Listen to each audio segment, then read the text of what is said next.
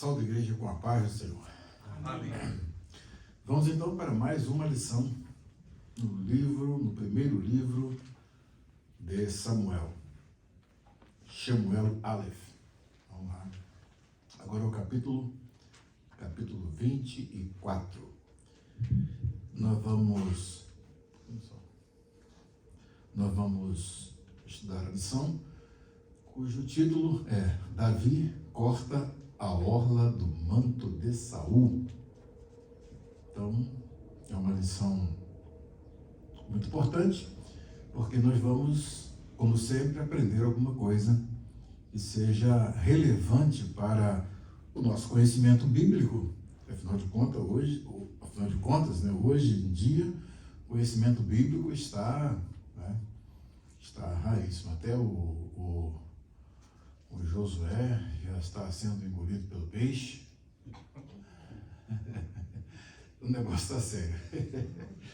Então, é importante que a gente estude, né? E o Antigo Testamento é um dos mais prejudicados nos dias atuais. O pessoal não conhece o Antigo Testamento de jeito nenhum, né? Pensa que agora estamos na graça, então é Novo Testamento, então... Aí o Antigo Testamento eles abandonam. E quando leem mal e entendem mal, interpretam mal. E então isso é um problema seríssimo dos nossos tempos. Mas nós estamos aqui todos os domingos e vamos percorrer o Antigo Testamento até o final. Estamos no primeiro livro de Samuel, capítulo 24. Já andamos bastante, né? Já fizemos bastante estudos, capítulo por capítulo, versículo por versículo. E hoje nós vamos estudar uma lição que é muito importante para nos dar uma ideia, né, mais um pouquinho do senso de reverência que Davi tinha por uma unção que Deus tinha colocado em Saul. É algo aqui impressionante e nós vamos ver as oportunidades, né, que ele tem, né, nesse caso, a oportunidade singular de se livrar de um problema e, ao mesmo tempo, ir para uma posição que, do ponto de vista de Deus, era uma posição já determinada, né? Mas tudo tinha o tempo de Deus, tinha a hora de Deus agir. E então ele tinha que ter a calma, a paciência, não perder o foco da missão e não tentar atalhar, né, cortar o caminho e cumprir a missão na sua totalidade. Isso é muito importante para nós, porque quase sempre, quando nós somos colocados em situações difíceis, situações de provas, hoje nós não estamos correndo de um rei que vem feroz atrás de nós para nós entrarmos numa caverna e nos escondermos da sua presença, nem nos refugiarmos no deserto. Nosso contexto, nossa situação contemporânea é totalmente diferente.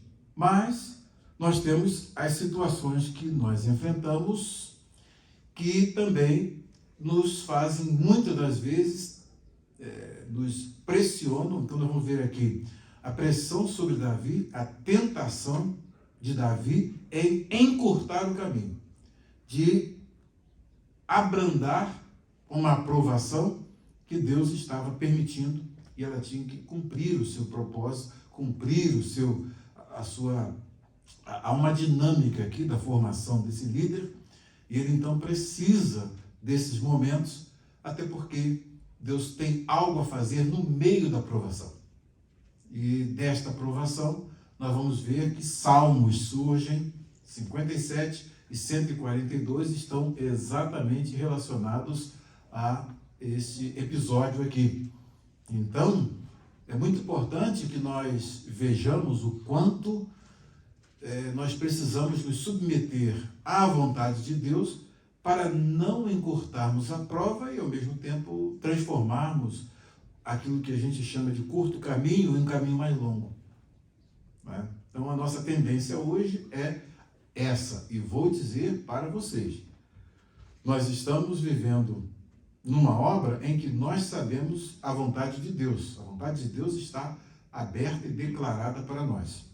E quantos estão encurtando o que eles chamam de prova e estão deixando a desejar? São muitos, não são poucos não, são muitos.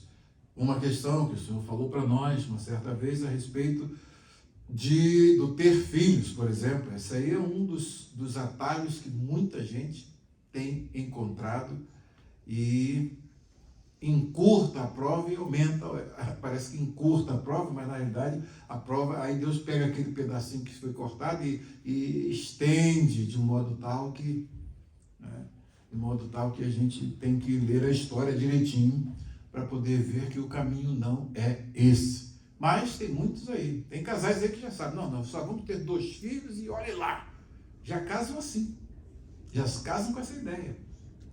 E se eu teve uma certa vez, chegou, esse aí nasceu por acidente. Então, o que acontece?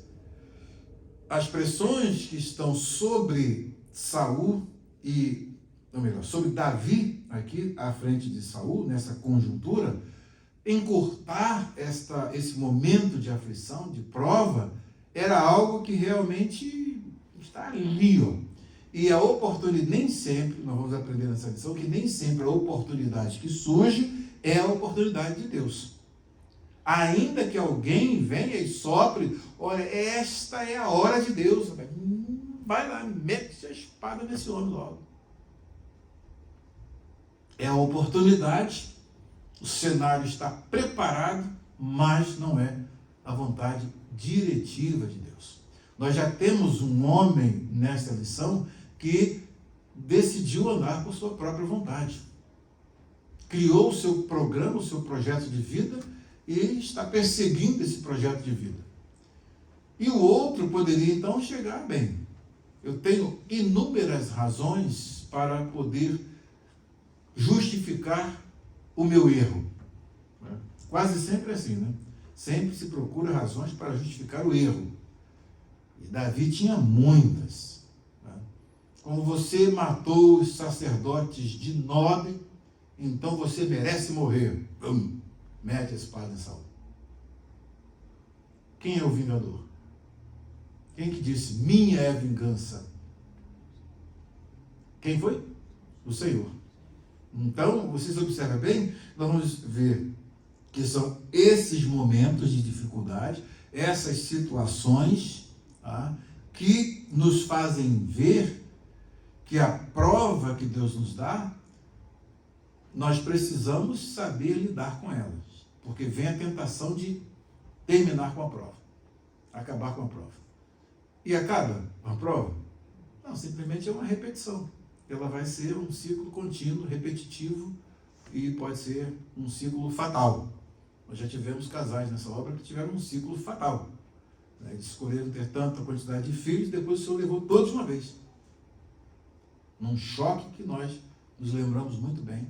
Foi um baque tremendo na obra. Tudo isso são lições que ficam para nós. Não devemos encurtar aquilo que a gente chama de prova. Nós estamos dentro da vontade, do eixo da vontade diretiva de Deus, temos que prosseguir neles com muito cuidado, porque tem alguém que vai numa hora dele, agora é a hora aí, ó. Mete a tesoura aí, corta e liga as trompas, e é esse o argumento que Satanás está aí para poder usar, e são poucos que estão passando nessa prova. São poucos que estão passando em provas assim. Exatamente a situação de Davi. O deserto dele é a prova dele é uma totalmente diferente da nossa nos nossos dias, mas nós temos que nos espelhar no que acontece com ele e o modo como ele lida com a circunstância para podermos aprender a lidar com as nossas circunstâncias hoje. Toda obra de Deus precisa pegar nessa lição e, se aprenderem, nós vamos ter uma nova jornada pela frente. Uma nova jornada pela frente. E Deus pode abençoar. Mas, como a obra é seleção, então não são todos que vão ser selecionados. A seleção não vão todos. Vê o conjunto, quando o senhor usa esse termo, vê o conjunto, por exemplo, de jogadores que existem com habilidades nos times profissionais que podem ser escolhidos para uma seleção. Mas quantos são selecionados? Poucos. Os mais hábeis é aqueles que estão dentro do critério que o juiz lá, o treinador, né, escolhe para poder selecionar. Você vai, você vai, você vai. Na obra, como nós estamos numa seleção, se estamos numa seleção, são duas comparações que Deus fez. Primeiro disse que a obra é uma seleção, e também disse que nós somos os 300 de Gideão. Então, no que diz respeito ao critério para Deus escolher os selecionados, Ele já estabeleceu o critério. E o critério é fidelidade. O critério é submissão ao seu projeto. Submissão absoluta. E nós estamos vendo aí como aqueles que estão conseguindo chegar a esse patamar de Deus, como eles têm sido abençoados. O Senhor falou que para o fiel tudo é mais fácil. Então aquilo que parecia ser muito difícil, que talvez se nós fôssemos colocados naquela condição, jamais teríamos possibilidade de passar uma prova daquela. Mas tem uma senha, tem uma saída que eu acho muito importante. Por quê? Porque, vejam bem, nós temos lá o diácono Leandro e a Débora, heróis na obra de Deus. Vem o 15º filho.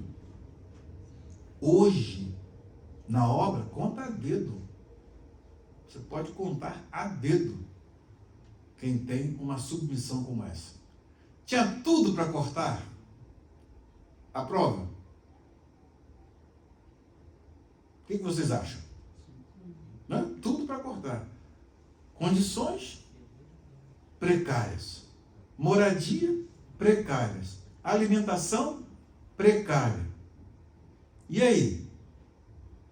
O Senhor não está me abençoando, então eu vou lá e pronto, corto o projeto de Deus. Tinha tudo, não tinha?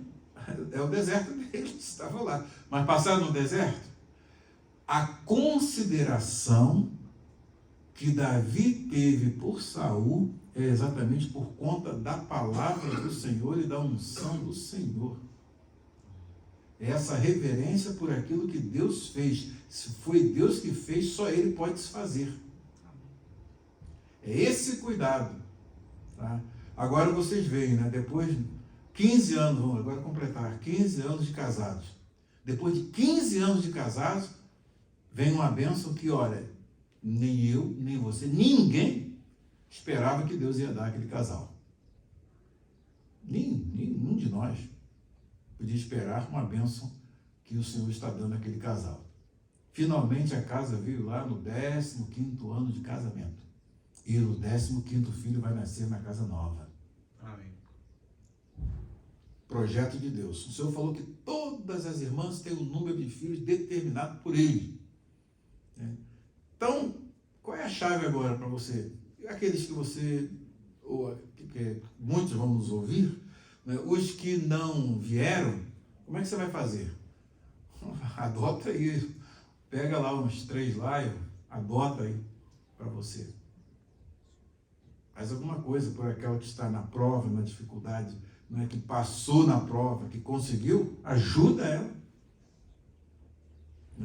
Faça-se conta que são a extensão, aquilo que não veio para você, mas veio para eles, então agora entra junto e ajuda o irmão ou a irmã numa situação dessa daí difícil e que o Senhor resolve galardoar e abençoar. Até dos nossos adversários nós podemos tirar lições,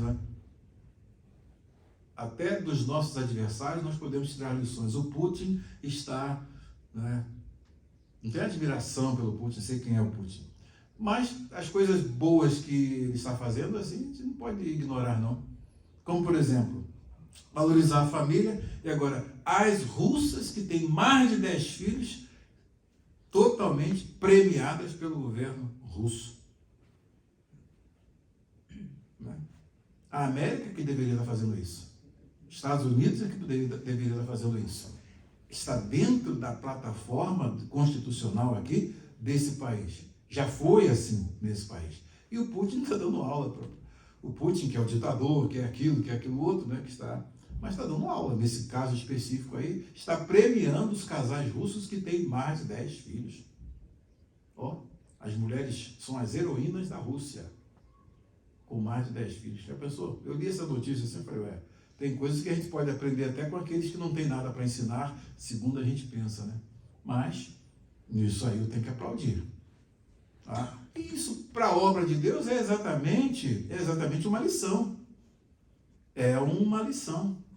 Vocês estão observando bem como é que o Senhor está fazendo esse movimento aí de abençoar esses casais com dificuldade e mudar o quadro da vida deles? Vocês estão observando? Está dando para você acompanhar?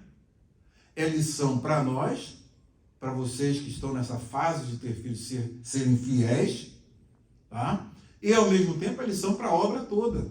Que no momento certo, na hora certa, não é? A gente agora, Senhor, eu vou fazer o quê? Vou fazer agora. Quem fracassou não vai ficar agora, ai meu Deus, eu fracassei, não consegui, e agora? Não, entra agora e ajuda quem está aí na luta, na batalha, que você vai ganhar. Um copo d'água, se um copo d'água vai ser lembrado no dia do nosso galardão, então cai dentro e ajuda essas irmãs heroínas aí que estão sendo, né, sendo modelo e exemplo. O Senhor está botando como modelo e exemplo para toda a obra de Deus. São aqueles recabitas, lembram deles? Lembram dos filhos de Recabe? Né? Os filhos de Recabe, lembram deles, da situação? Eles tinham ordens específicas, né? Vocês não vão beber vinho, vocês não vão morar, né? Vocês têm que só morar em tendas e tudo mais. Deu umas ordens específicas só para eles. E nós também na obra temos essas ordens específicas. E quais são essas ordens específicas que o Senhor tem nos dado?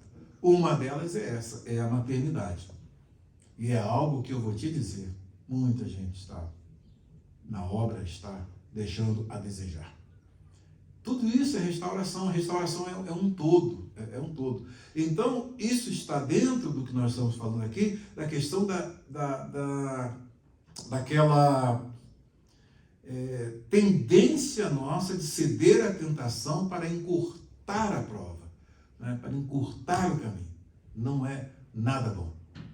Porque não dá certo. Se Davi cede à tentação, ia ser tudo diferente, com certeza.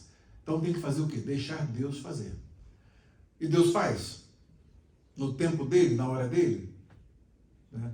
Tudo muito mais abundantemente além daquilo que pedimos ou pensamos, segundo o poder que em nós opera. Esse é o modus operandi de Deus. Então, a lição de hoje parece que não tem nada a ver conosco, e já vimos que tem tudo a ver conosco.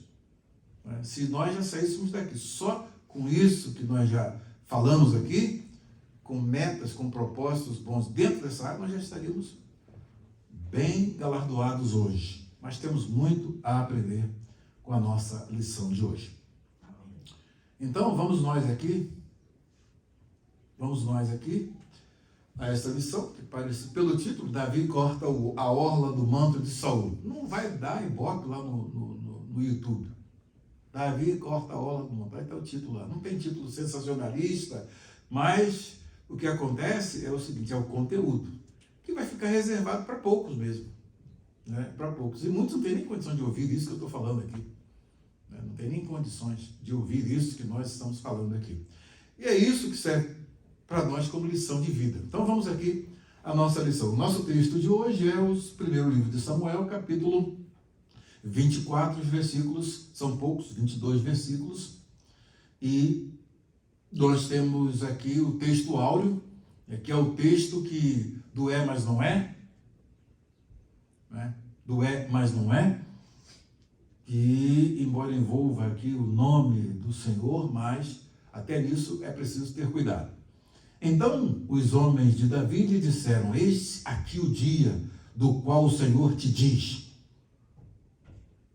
eis que te dou o teu inimigo nas tuas mãos e far-lhe-ás como te parecer bem aos teus olhos.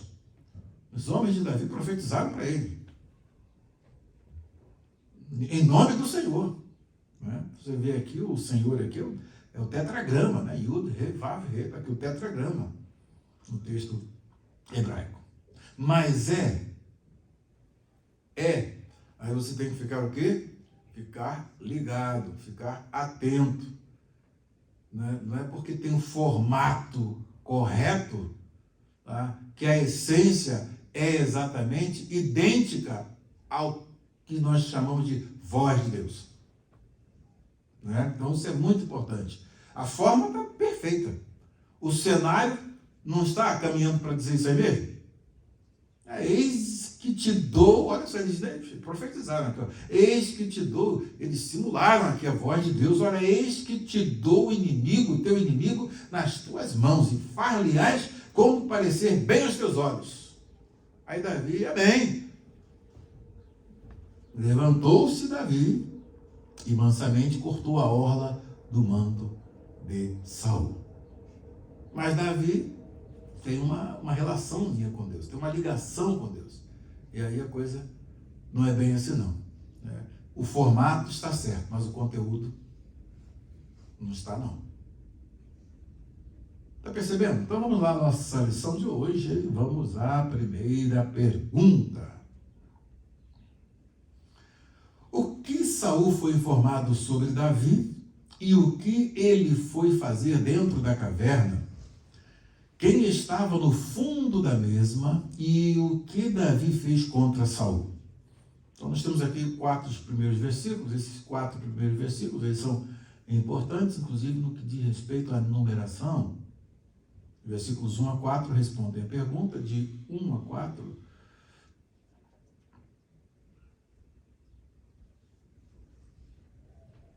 Nós vamos ver aqui, conforme nós falamos, que os versículos, a sintonia entre os versículos da Bíblia hebraica e da Bíblia em português, o último versículo, 29, na Bíblia hebraica, é o primeiro versículo, ou melhor, o último versículo que foi incorporado ao capítulo 23, tá?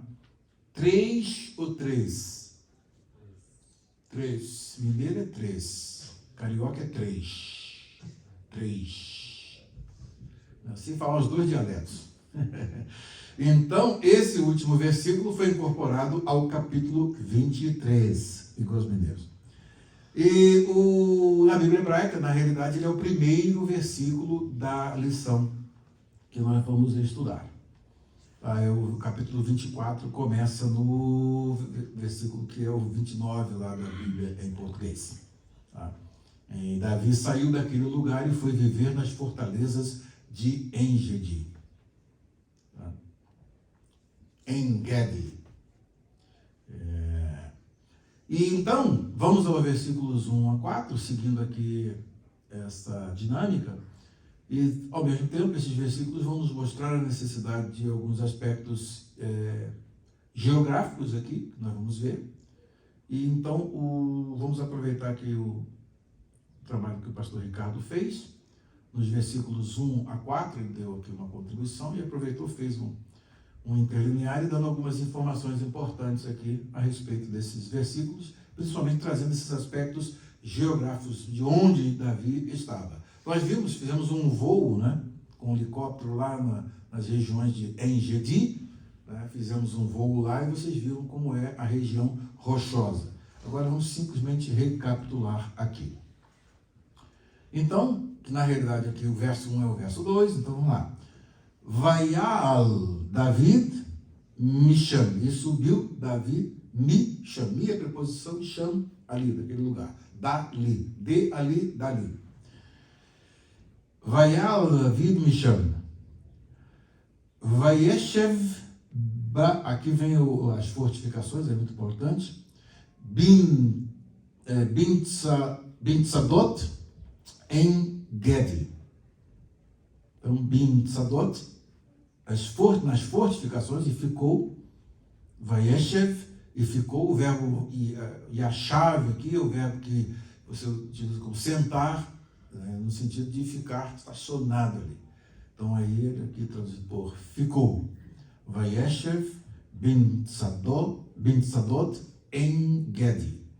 Ficou nas fortificações de En-Gedi. Aí nós vimos, naquela panorâmica aérea que nós fizemos, onde fica esta região. Então aqui, os principais desertos mencionados, ele faz um apanhado aqui do livro do Enéas Tonini, Geografia da Terra Santa e das Terras Bíblicas, e alguns outros livros aqui. Essas informações são importantes só para a gente ter aproveitar o aspecto geográfico da lição, que são esses 4 primeiros versículos. Os principais desertos mencionados na Bíblia situam-se ao sul e ao oriente da Palestina. Os do sul estão todos agrupados na península do Sinai e se dividem em 2 grupos. Grupo 1, Sur, Sin, Sinai, Paran, Cádiz, Zim e Berseba. Estes desertos formam um e o mesmo deserto, um colossal deserto com nomes distintos apenas para descrever e localizar as regiões. Então, esta área enorme, vasta, desértica, ela é subdividida em vários desertos que são simplesmente feita uma regionalização desses desertos. E aí, então, por isso que eles recebem nomes distintos. Mas eles são um todo desértico. Tá? O segundo grupo, os de Judá e Benjamim, são Maom, Zif, En-Gedi, Tecoa, Jeruel, Jericó, Bet-Aven e Gabaon. O segundo grupo de desertos localiza-se nos territórios de Judá e Benjamim. Deserto de Judá, Juízes 1:16, bem como deserto da Judéia, Mateus 3:1. Refere-se ao conjunto oriental das montanhas de Judá, ao ocidente da Arabá ao Mar Morto. Então segue toda aquela região. Ao rio Jordão até a altura de Jericó. Essa imensa região se subdividia em Maom, ao sul de Hebron, Zif, paralelo a Maom, declinando-se para o Mar Morto, e En-Gedi, de frente à fortaleza herodiana de Massada, meio caminho. Tem um vídeo de todas essas regiões aí. Um dia a gente vai dar tirar um tempinho aí, dar uma voada com o helicóptero para nós vermos essas regiões todas aí que nós temos no nosso DVD. E Tecoa, ao sul de Belém, Jeruel, entre Tecoa e o Mar Morto. Vocês já vão tendo aí uma noção, um panorama. Essa região deserta é montanhosa e cheia de cavernas, quase sem vegetação. A população é reduzida. Maom, Zif e En-Gedi estão relacionados com a vida de Davi quando fugia de seu sogro Saul. Os capítulos 23, 24, 25 e 26. Os capítulos 24 e 26, tá, eles vão fazer um sanduíche com o capítulo 25, que está ao meio. Tá?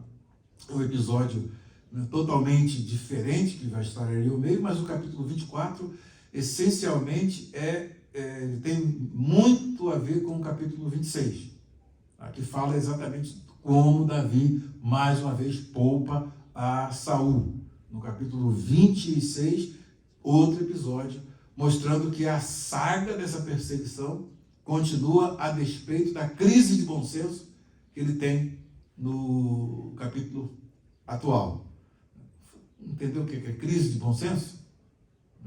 Ele só tem bom senso quando dá uma crise.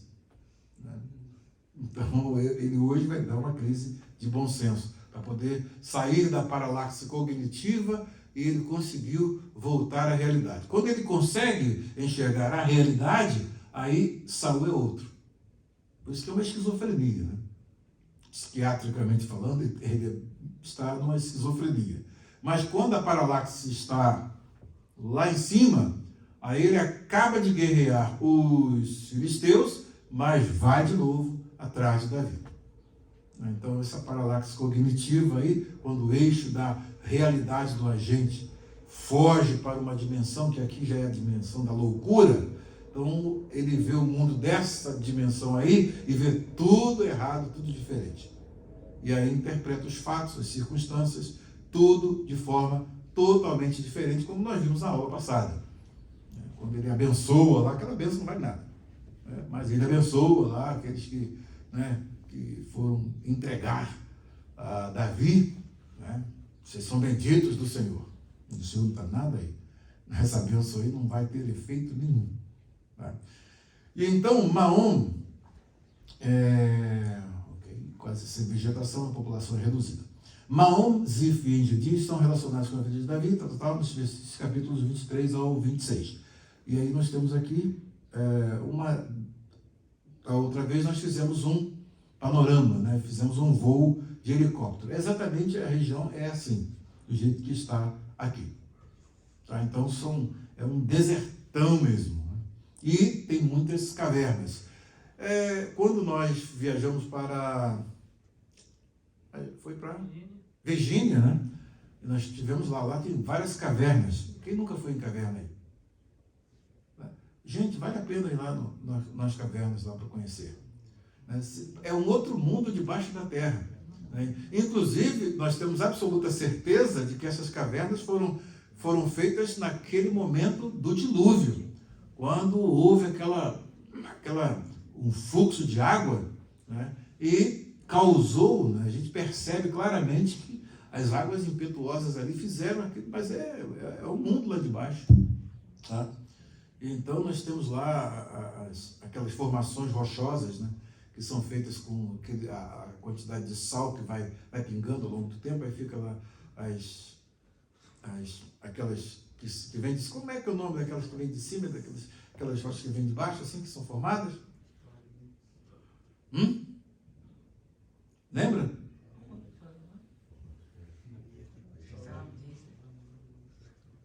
Está lá que... Como é o nome? Procura aí que vocês... Vê se vocês lembram dessas formações rochosas. Tem uma que fica de cima para baixo, a água vai pingando, aí fica aquela formação rochosa ali, o sal condensa ali, tá? E ele fica ali, depois tem aquelas que são formadas de baixo para cima, assim. Então, essas cavernas são lugares que dá para viver debaixo. É um mundo de... Nós fomos numa última... A última que nós fomos foi qual o nome do lugar lá? Essa última que nós fomos? Uma fomos em Shenandoah, né?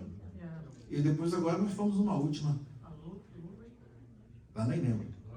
Lorry? Acho que Lorry. E ali, vou te dizer, é um mundo lá embaixo. A gente vai descendo, mas é muito grande. E as formações rochosas bonitas, então dá até para se esconder ali dentro, num negócio. Se tiver tudo escuro, não dá para ver nada, absolutamente nada. E exatamente nessa região, ela é cheia dessas cavernas. Tá? Então, as cavernas aqui. O verso 2 fala o seguinte: Vaeri ka Asher. E aconteceu esse Asher, né, que é o pronome relativo, quando ele está com K, o pronome que, aqui o pronome, a preposição que, então ele forma quando. Vaeri, e aconteceu, ka Asher, Shav, aí o verbo lashuv, é o verbo retornar, Shav, Shaul, de onde? Me acharei, quem ele perseguiu? De ir atrás dos Pelistim, dos filisteus. O que aconteceu? Vai aguido Ló, contaram para ele, aquele grupo que fica, né? Fofocando, né? Então, vai aguido Ló, Lemor, então esse Lemor aqui, dizendo, o que disseram? Rinei Davi be Midbar. Eis que Davi está no deserto. Qual deserto? Qualificando esse deserto. En-Gedi, no deserto de En-Gedi. En-Gedi quer dizer a fonte do cabrito. Então, ele retorna dessa perseguição aos filisteus, tem vitória, e qual o projeto que ele retoma? Perseguir a Davi. Esse é o projeto de vida dele, perseguir a Davi. Aí, o que nós vamos observar? Nós temos aqui, bem próximo do Dead Sea, do Mar Morto, essa região que está aqui no mapa, que é o En-Gedi, no hebraico En-Gedi, é a fonte do cabrito. Fonte do cabrito. Fonte do cabrito. E ele, então, esse mapa vai mostrar exatamente de Gibeá, o caminho que se faz aqui até chegar aonde está. E passa por um longo deserto, esse longo deserto aí com aquelas várias regionalizações ali do deserto, de várias regiões, até chegar ali pertinho do Mar Morto.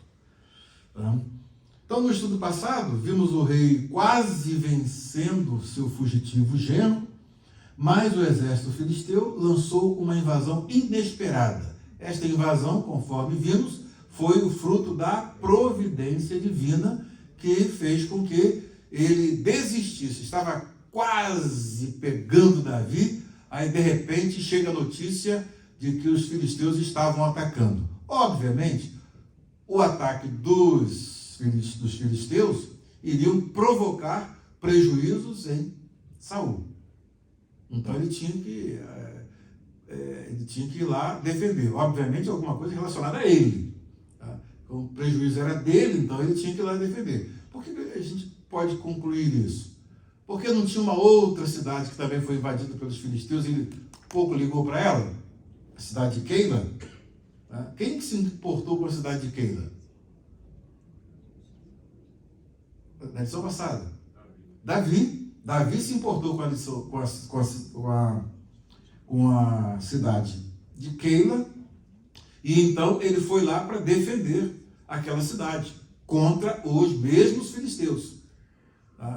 O rei que está em exercício pouco ligou para Keila. Se os filisteus estivessem lá, continuassem escravizando Keila, tirassem todo o suprimento deles, não estava nem aí para isso. Como os filisteus agora entraram numa região que era problema para o Saul, de repente está lá, exatamente onde ele está com o seu palácio, com a sua capital. Aí ele, não deixa Davi para ele, vamos lá defender o que é nosso, né? Então ele foi imediatamente e correu para lá para lutar contra os filisteus e felizmente teve, né, a vitória. Felizmente teve a vitória. A banda estava preparando para tocar, né? Mas aí ele não foi dessa vez, não. Não foi dessa vez, mas está chegando, a banda está preparada. A gente for vendo aqui os capítulos, está cada vez mais próximo desse momento de ele ir embora do planeta. Então, aqui nós vamos perceber que Davi estava quase sendo capturado por Saul. E não somos informados sobre quanto tempo foi necessário para Saul derrotar os filisteus, apenas que, quando retornou da campanha, imediatamente retornou seus esforços para perseguir Davi. Projeto de vida dele: perseguir Davi, matar Davi, terminar com esse perigoso inimigo. Isso mostra que nem todo sucesso humano é sinal do favor de Deus. Então, essa vitória que ele teve lá, nos filisteus, não significa que isso aí ele está gozando do favor de Deus. E tampouco exerceu uma mudança no seu modo de pensar e no seu modo de ser. Ele simplesmente entendeu aquilo, como ele, na paralaxe cognitiva, como ele interpreta aquele fato. Foi simplesmente uma interrupção do projeto maior de vida dele. Qual é o projeto maior de vida dele? Exterminar com Davi. Mas houve uma interrupção, que ele deve ter lamentado, passou-se um tempo, ele voou de novo atrás de Davi. Percebe bem? Então, existem certas circunstâncias que não trazem mudanças duradouras quando não se faz uma leitura correta delas. Porque o mesmo Deus que está dando o livramento a Davi é exatamente o que está movendo na hora certa, no momento certo, os filisteus para atacarem um lugar que agora não é igual Keila. Agora tem interesses dele envolvido ali. Aí ele, com certeza, não, vamos lá e depois a gente volta. Percebe? Não houve mudança. A perspectiva é a mesma, a visão é a mesma, o tempo está se passando e Saul é o mesmo. Na realidade, ele fica cada vez pior, né? Ele fica cada vez pior. Então, essa síndrome de Saul que nós estamos estudando é uma síndrome muito perigosa.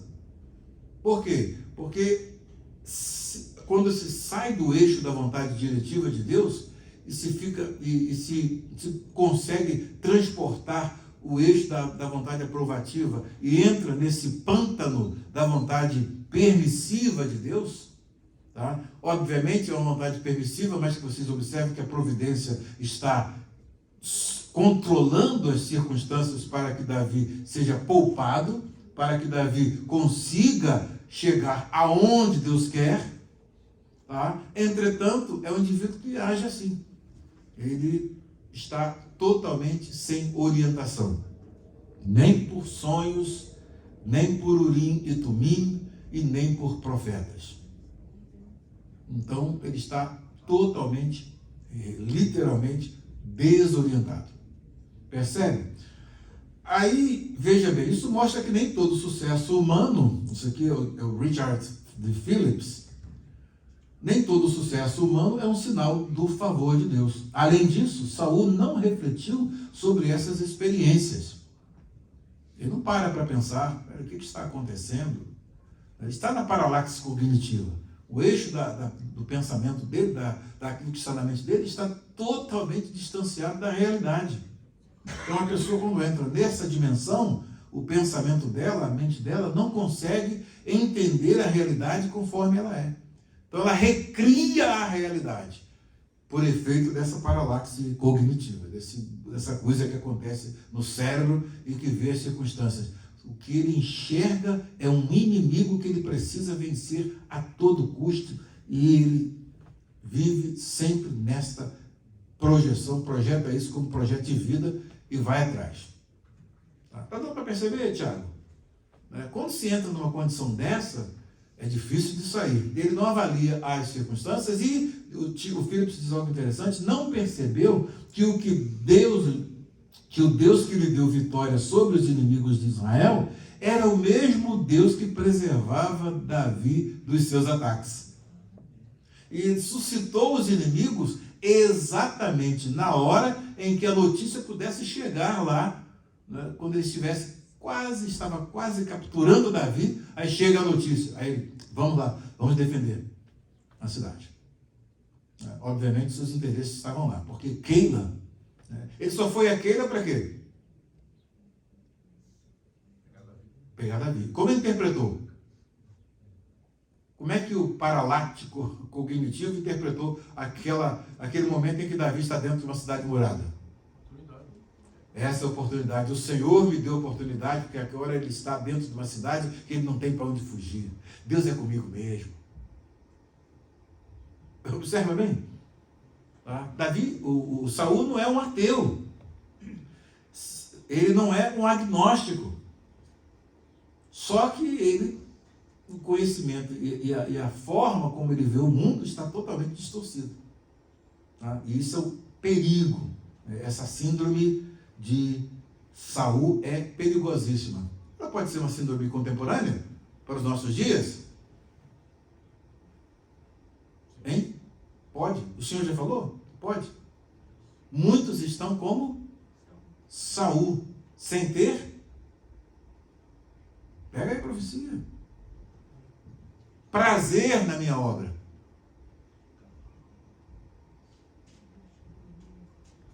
Muitos estão como Saul e não têm prazer na minha obra. Então você na obra você tem que ter prazer nela. Seja a circunstância que você estiver vivendo, você precisa e deve ter prazer na sua obra. A obra de Deus. Percebe? Nós precisamos. Então, é um aspecto da síndrome de Saul. É um homem inquieto, é um homem que nada está bom. Enquanto Davi não morrer, ele não sossega. Não dorme mais, acho que devia estar magro já, todo definhando. Devia estar um altão corcunda já de tanto, né, de perseguir esse alvo, esse objetivo. E, no entanto, ele não consegue avaliar as circunstâncias conforme elas deveriam ser avaliadas. Em geral, é isso que acontece com os incrédulos, cujos planos pecaminosos e egoístas podem ser interrompidos por reveses, enfermidades ou outras restrições, cada uma das quais oferece uma oportunidade para quê? Para reflexão sobre o estado da sua alma. É exatamente o que Saul não consegue ver. Olhar-se no espelho. E principalmente no espelho de Deus. Para saber que o que ele está fazendo é simplesmente um absurdo. Um absurdo. Fazer como projeto de vida um inimigo imaginário. Ele tem um inimigo no imaginário. E isso é perigosíssimo, porque isso aí é uma enfermidade. Vocês sabiam que já aconteceu? Nós temos um irmão na obra, uma certa vez, pastor Valdir, inclusive, morava uma casa da igreja, né? E aí chegou o momento de eles saírem da casa. Ele disse: eu não saio daqui ninguém me tira. E aí foi uma coisa, conversado com ele. Então, isso aí já não é problema nosso, é problema de Deus. Deixa com Deus. O que aconteceu? Surgiu um inimigo imaginário na cabeça dele, que ele via esse inimigo todo lugar onde ele estava. Saiu da casa? Saiu. Foi peregrinar? Onde? Ninguém sabe até hoje por onde ele está andando. Se ainda vive, se já morreu, está correndo esse inimigo imaginário. Esse aí já é diferente, é o inimigo imaginário que queria matá-lo. Então surgiu essa coisa na mente dele, e até hoje a gente não sabe nem para onde ele anda. Tem uma viúva com o marido vivo ou morto, e a gente não sabe se é viúva, se não é. Percebe? É um dos aspectos da síndrome de Saul. Só que agora é diferente. Deus feriu a mente dele, e aí ele está até hoje correndo desse adversário e não parou. Não sei se já parou de correr, se já morreu. Ninguém sabe onde está. Sumiu no território brasileiro. Percebe bem?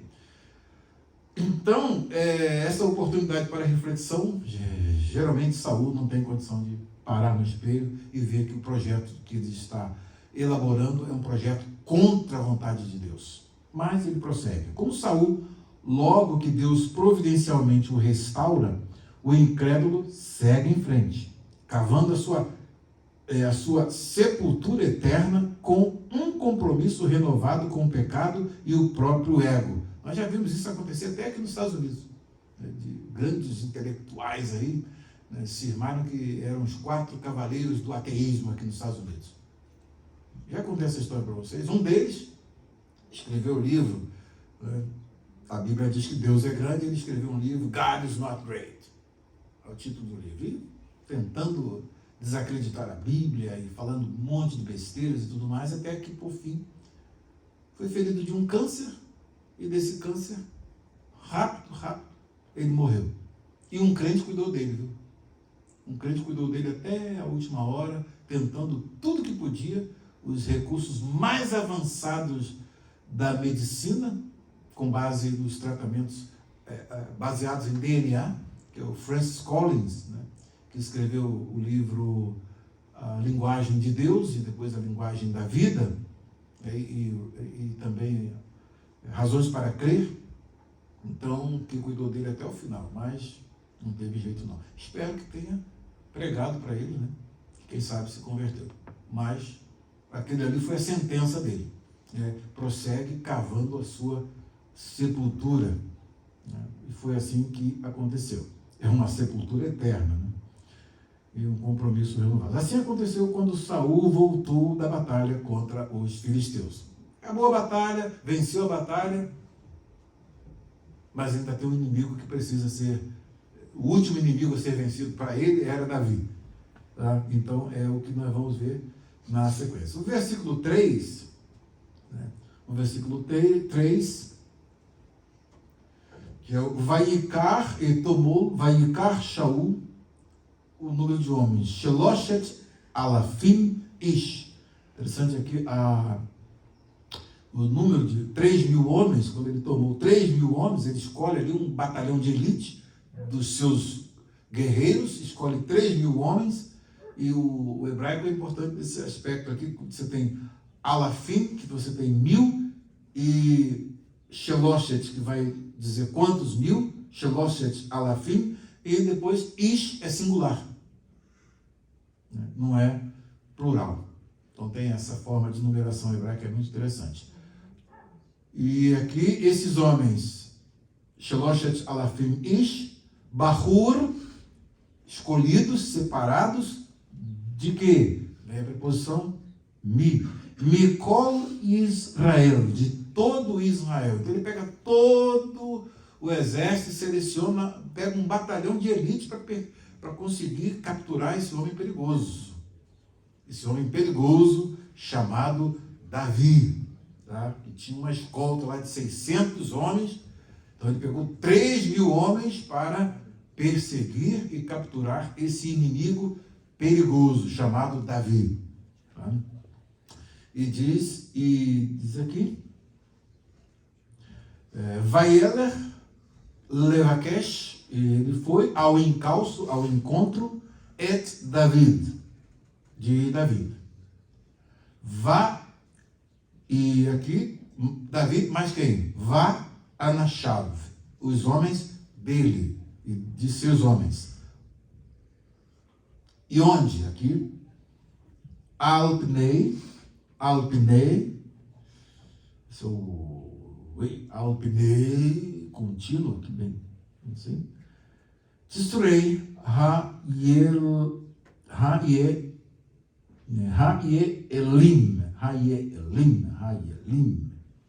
que tem o Dagesh aqui, das cabras montes, nas rochas, sobre os cumes das cabras, das rochas, das cabras montesas. Então, tem uma relação construta aqui interessante. É exatamente a seleção desse batalhão de elite. Ele pega esses 3.000 soldados de elite e parte determinado para dar cabo, terminar com Davi, de uma vez por todas, né? Embora Davi não representasse perigo algum a Saul, estando confinado na região desértica de En-Gedi, não podendo lhe fazer dano.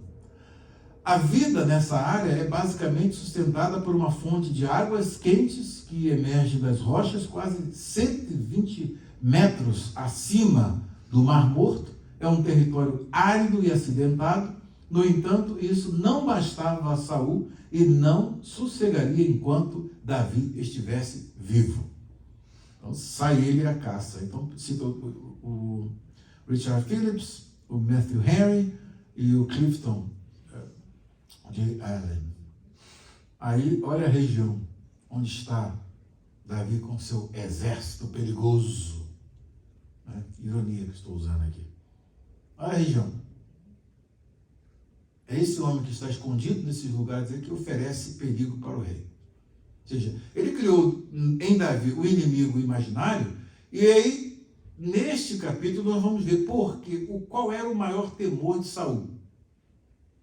Ele tinha um temor. Qual era o maior temor dele? Nós vamos ver na sessão seguinte. Fechando então aqui, o versículo 4. Né?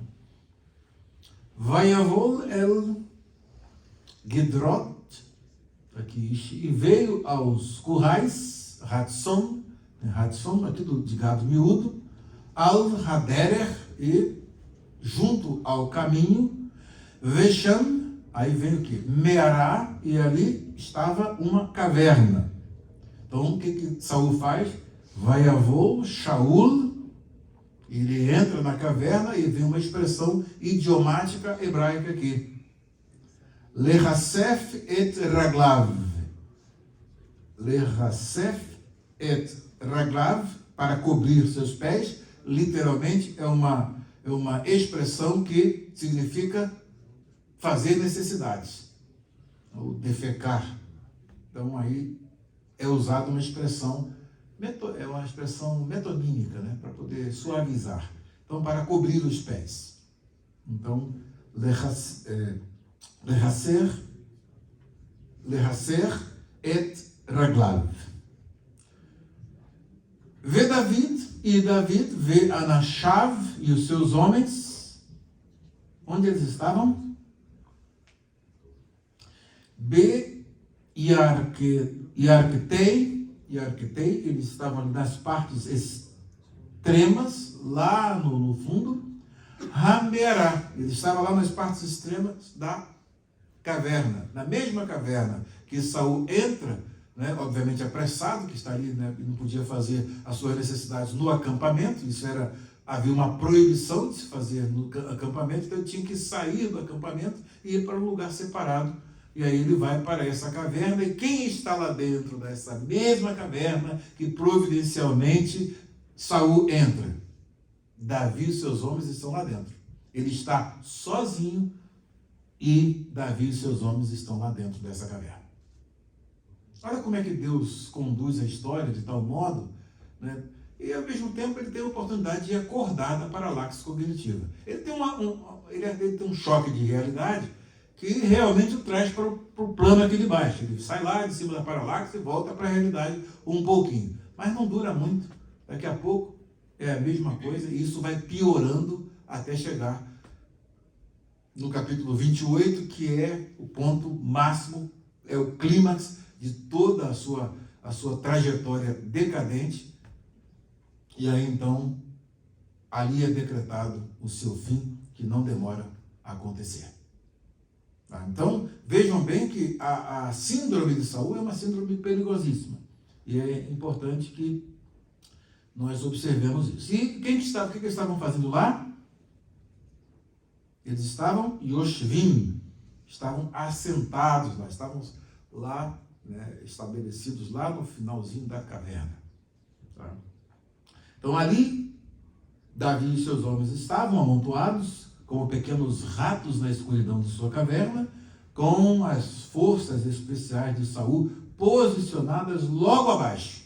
Ele sai lá para a caverna, fica sozinho lá, e exatamente onde Davi e o seu exército, os seus 600, né, endividados e pessoas totalmente, o resto da sociedade, está lá com esse exército perigoso lá dentro. É exatamente onde ele entra para fazer as suas necessidades.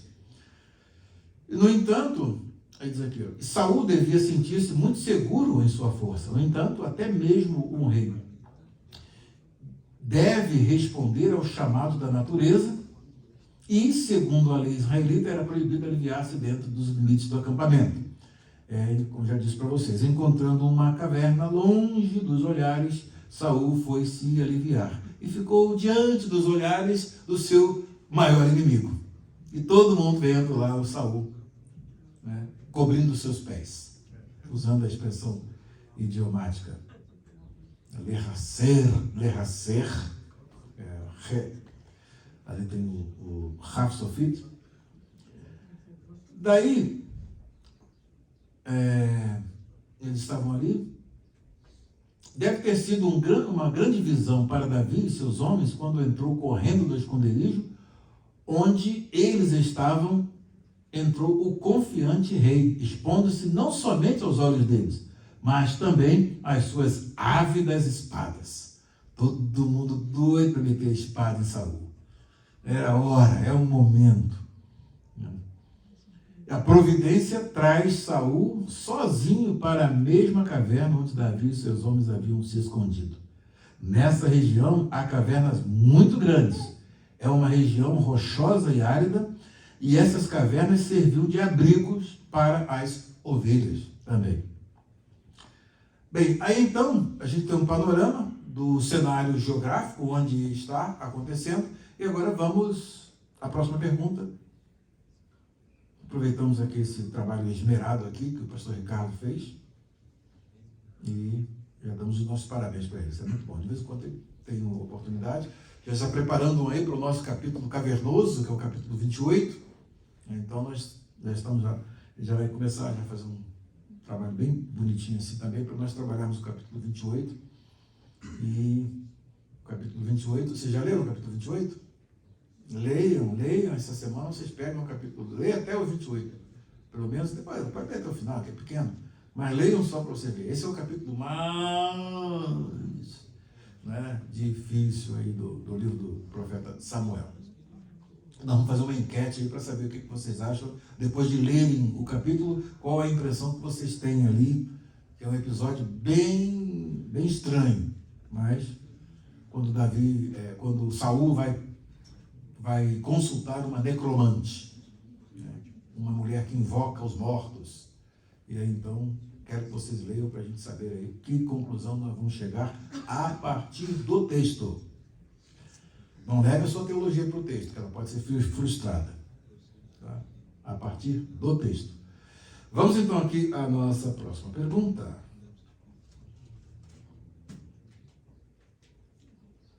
A segunda pergunta. O que Davi sentiu depois que cortou a orla do manto de Saul? O que Davi disse para evitar que os seus homens matassem a Saul? Os versículos 5 ao 7. Deixamos do lado de cá a NVI, deixamos do lado de cá a Bíblia Hebraica e vamos aqui ao versículo de número 5 ao 7. Mas Davi sentiu bater-lhe o coração de remorso por ter cortado uma ponta do manto de Saul. E então disse aos seus soldados, aqui,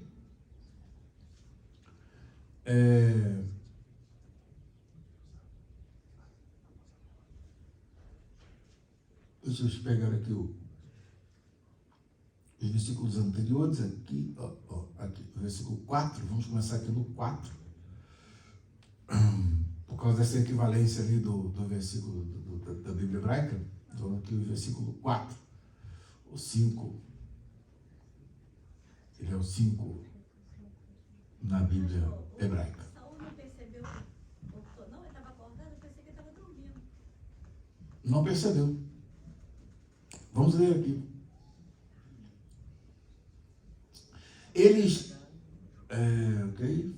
Davi e seus soldados estavam bem no fundo da caverna. Eles disseram, este é o dia sobre o qual o Senhor lhe falou, entregarei nas suas mãos o seu inimigo para que você faça com ele o que quiser. Então Davi foi com muito cuidado e cortou uma ponta do manto de Saul sem que este percebesse. Obviamente, ele tira esse manto que estava por cima, na hora de defecar, se tira ali, e bota lá no canto, tá? E exatamente, ele vem por trás e vai lá e corta e Saul nem percebe. Tá? Se arrastando ali igual, né? Igual aqueles pessoal na guerra, né, que se camuflam todos lá, não sabe se é mato ou se é uma pessoa que está ali. Né? E Davi foi lá devagarinho e tal, e cortou e voltou para lá. Aí foi para o fundo da caverna, que as cavernas, agora que você já tem uma noção do que é uma caverna, né? Ela é enorme, não é? Porque a gente pensa em caverna como a gente vê lá no Brasil, né? E lá também tem dessas cavernas enormes no Brasil, né? Mas a gente via lá, eu vi caverninha, um negócio bem pequenininho, bem rasinho, né? Agora quando a gente foi lá em Shenandoah e Lowry, é um mundo ali dentro. 2 quilômetros lá de baixo da terra. Você tem uma ideia. E aí ele vai, corta e volta para lá e chega lá. Tanto é que eles conversam lá no fundo e Saul nem ouve. São bem distantes mesmo. Aí, então Davi foi com muito cuidado e cortou a ponta do manto de Saul sem que este percebesse. Mas Davi sentiu bater-lhe o coração. O coração não estava batendo, não? O que é esse tipo de expressão aqui? Como é que se interpreta essa expressão?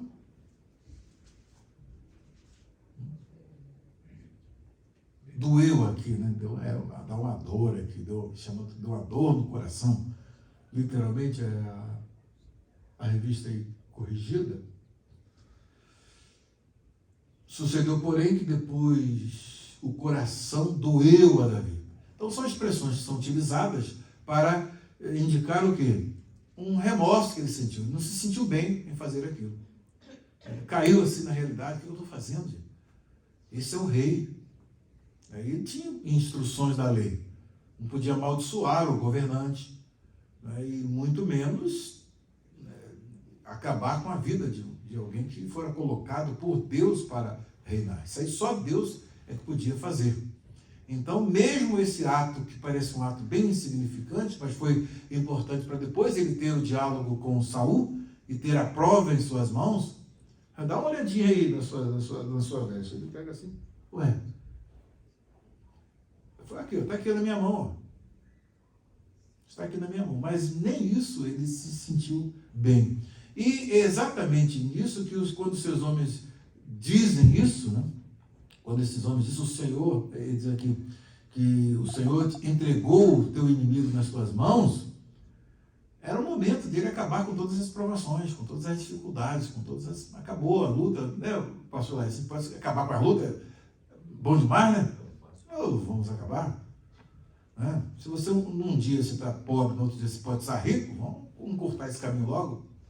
Né? Então, é exatamente nesse momento, quando ele faz isso, aí o Senhor dá um toque nele e ele, não está certo não. Não está certo o que você fez não. Mas é Saul é um rejeitado, vai nessa. Saul é um abandonado, vai nessa. Ele percebeu, não, olha como é que ele vai dizer. E mais à frente. E aí ele chega, depois que o seu coração dói, ele sente esse remorso ali, o coração lhe bateu com remorso por ter cortado a ponta do manto de Saul. E ele então disse aos seus soldados, que o Senhor me livre de fazer tal coisa a meu senhor, de erguer a mão contra ele, pois é o ungido do Senhor. E, percebe bem? Nem caído do jeito que estava, Davi teve autorização de tocar nele. Lição para nós. Né? Lição para nós. Né? É o que muita gente às vezes mete o bedelho aí, né? E acaba se arrebentando todo e não sabe por quê. Olha a lição de hoje. Ela é muito importante para nós. Tem coisa que é problema de Deus. A gente não pode meter o bedelho, não pode se intrometer. É coisa de Deus, é com Deus. Né? E a pessoa já falou para nós, né, que ungido é com ele, né? Então, é com ele. E isso é muito importante para nós. Tem uma certa analogia que nos faz compreender melhor essa questão. Mas vocês observam bem a forma como os seus soldados, os seus homens falam para ele? Né? Como é que eles falam para ele? No versículo de número 4. Então os homens de Davi disseram, eis aqui o dia do qual o Senhor, eis aqui o dia do qual o Senhor te diz, eis que te dou o teu inimigo nas tuas mãos e far-lhe-ás como te parecer bem aos teus olhos. Qual que seria ali a ação de Davi numa situação dessa? O que Saul estava fazendo ali? Procurando matá-lo. E agora ele está com toda a possibilidade de acabar com a vida desse que está querendo matá-lo. Legítima defesa. Legítima defesa. Ele foi. Se ele chegasse depois com uma argumentação lá, e tem mais, o povo já sabia o que Saul tinha feito, sem contar que todo mundo lá tinha um medo enorme de Saul, principalmente depois que ele exterminou com a cidade dos sacerdotes, com toda a família dos sacerdotes, 85 sacerdotes, com toda a família, ele acabou com a cidade de Nob. Não deixou nem os animais lá. Então ele tinha um álibi, ele tinha uma forma de depois argumentar e dizer, eu matei Saul porque, olha aí o que ele fez. Vocês não estão de acordo? Que ele matou aí os sacerdotes, então ele tinha que morrer. Ele foi crime de morte. Mas, pensando bem, ele não entrou por esse caminho, não. Então, nem todas as oportunidades, ainda que tenham lá aqueles ventos, né, proféticos lá, eis aí o dia que o Senhor te dá, e aí toca, né, acaba, faz o que parecer bem aos seus olhos. Nossa prova termina hoje, daqui para o palácio. Era o caminho mais curto, né? Era o caminho mais curto. Entretanto, não era o caminho que Deus tinha estabelecido. Tem até o Pink, acho que é o Pink, ele fala alguma coisa muito interessante aqui. Deixa eu ver se eu acho aqui. O Pink fala uma coisa muito interessante. Tem uma colocação dele aqui. foi até citado no nosso grupo de estudos bíblicos da semana, o Pink fala aqui algo muito interessante, que poderia já acontecer com Davi. E ele poderia utilizar dessa estratégia. Eu gostei muito aqui, ó. O A.W. Pink comenta: um golpe de sua espada e ele sobe ao trono. Adeus, pobreza. Vida no deserto, vida no palácio. Né? Adeus, vida de animal perseguido.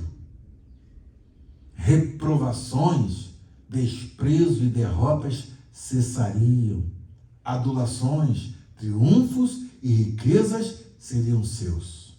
Isso é um poema. Mas ele faz o sacrifício da fé, o sacrifício de uma vontade humilde, sempre esperando o tempo de Deus.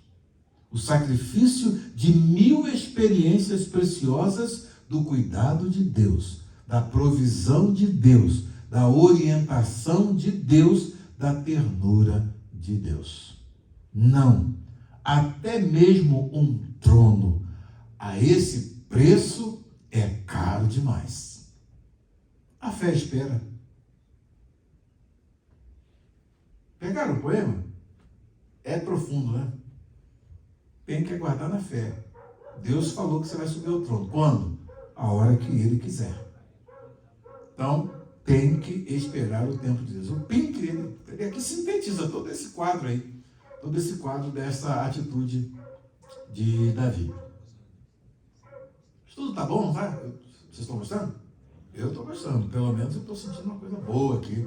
Deus está falando para nós aqui. Essas lições agora são a voz de Deus para nós. O que nós temos aí, o Senhor tem falado para nós. E nos dado orientações preciosas, né? Para as saídas dos labirintos da nossa vida. Essas lições, elas são muito importantes, estão sendo muito importantes para nós. Então, Cláudia, né? Nós estamos aprendendo muito. Então, não é por aí. A orla do manto é sagrada, então não tem como meter a mão. E ele faz exatamente isso. Ele sente que não deveria ter feito aquilo. E ele, depois que ele sente o toque, ele diz que o Senhor me livre de fazer tal coisa a meu Senhor. Olha como ele trata Saul. O Saul caído, o Saul que tem um espírito mau da parte do Senhor, provocando as atitudes dele. E olha como ele se refere.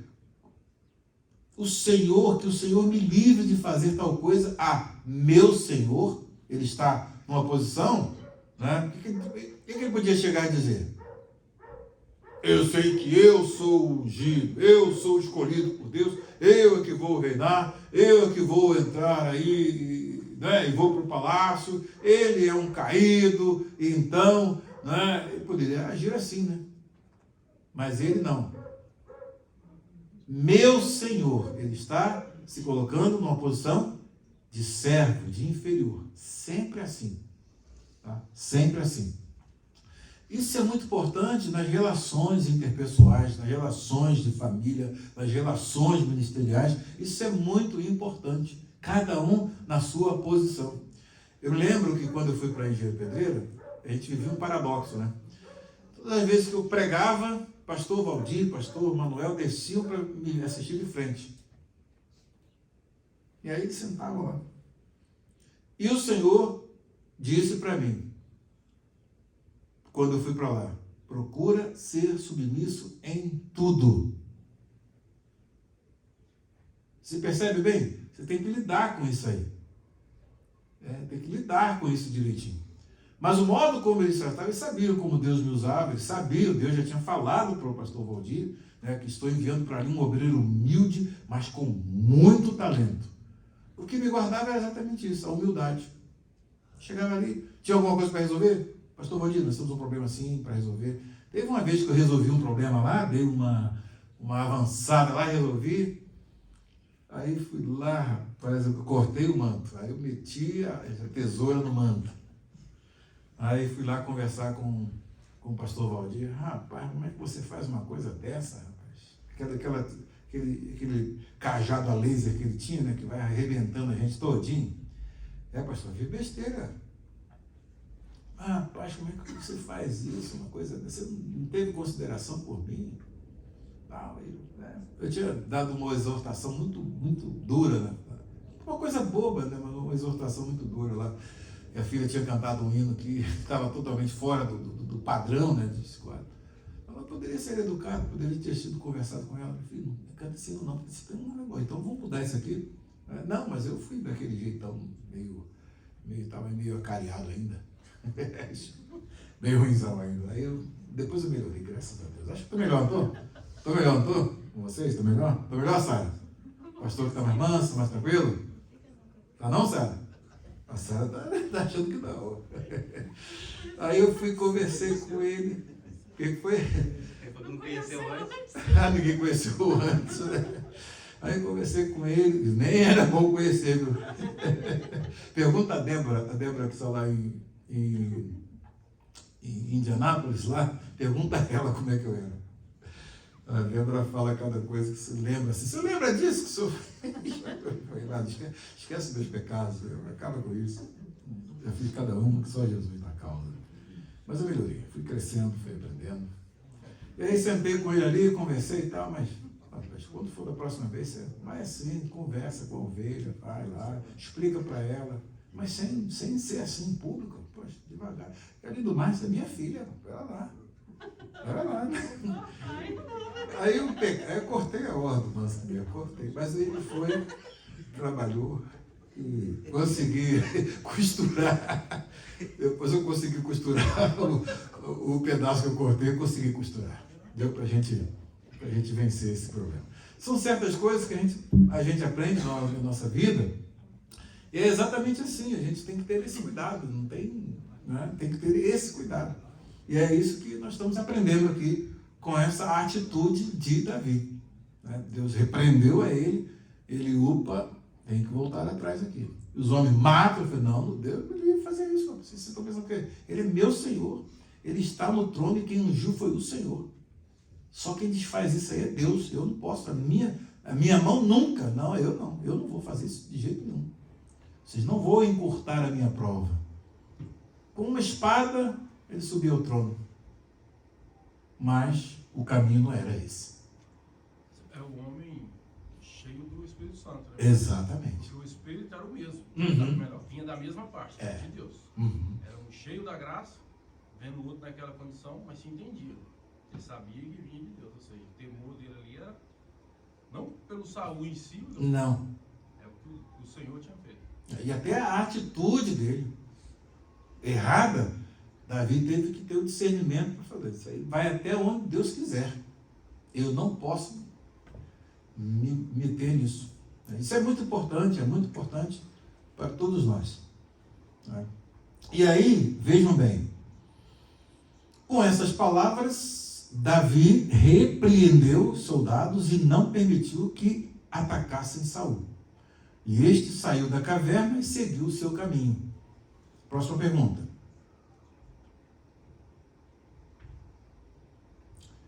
O que Davi disse a Saul indo atrás dele? O que Davi fez quando Saul olhou e o ouviu dizer o motivo pelo qual não o matara? Tem um perigoso, ele está atrás de um perigoso inimigo que teve a sua vida nas suas mãos. Não tirou por conta de um respeito que ele tinha, porque ele era o rei, ele era servo do rei, mesmo chutado para longe, mas era um dos servos mais leais ao rei, um que arriscou a sua vida na maior ameaça que Israel teve, no conflito com Golias, mostrando a sua lealdade. E, no entanto, não era reconhecido pelo homem, Saul, mas por Deus, sim. Percebe? Então, os versículos 8 ao 10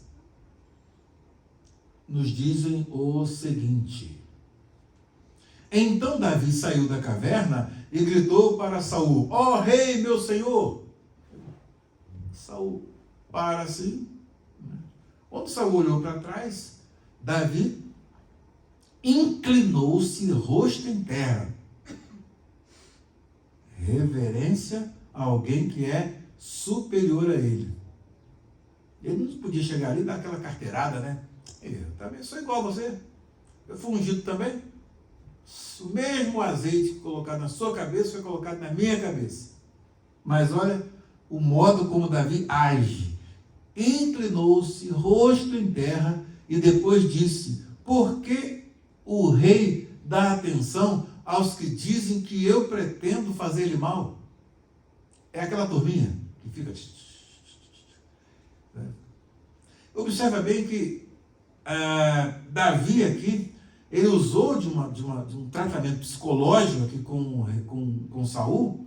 Ele poderia até, já de imediato, incriminar o rei por aquilo que ele estava fazendo.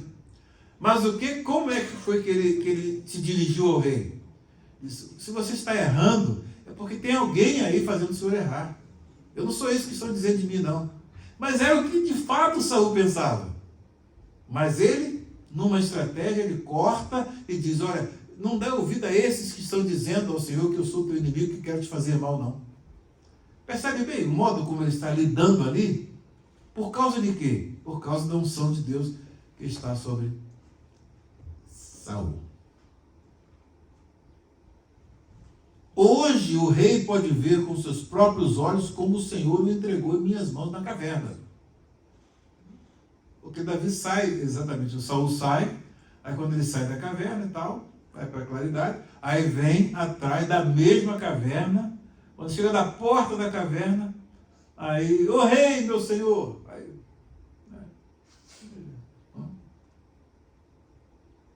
olha para trás, ele estava lá dentro. Ele estava lá dentro da caverna.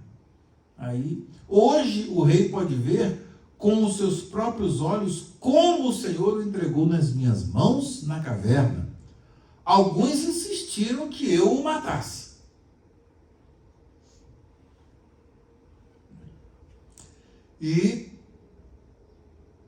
Mas eu o poupei, pois disse: não erguerei a minha mão contra o meu Senhor, pois ele é ungido do Senhor.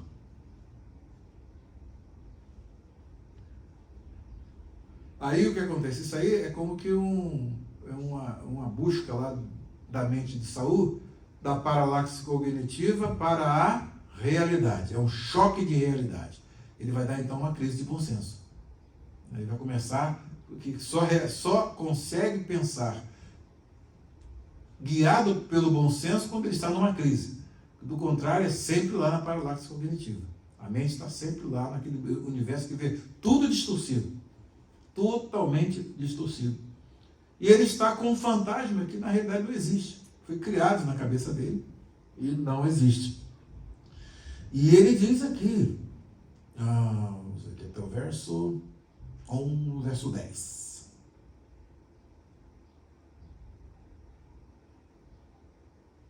Vamos chegar aqui a próxima pergunta. O que Davi tinha em suas mãos e mostrou a Saul, provando que não havia em si mal contra ele? E o que Davi disse que nunca fez contra Saul?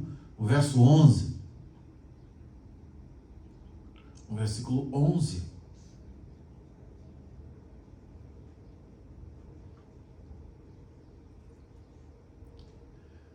O verso 11 ele é interessante aqui. Então, hoje o rei pode ver com seus próprios olhos como o Senhor o entregou em minhas mãos na caverna. Aquele pedacinho que custou um remorso dele, mas foi útil e importante. Ele usou isso como estratégia. Percebe? Ele diz: alguns insistiram que eu o matasse, mas eu o poupei, pois disse: não erguerei a mão contra o meu Senhor. Mais uma vez, olha a respeito, meu Senhor, pois ele é ungido do Senhor. Olha, meu pai.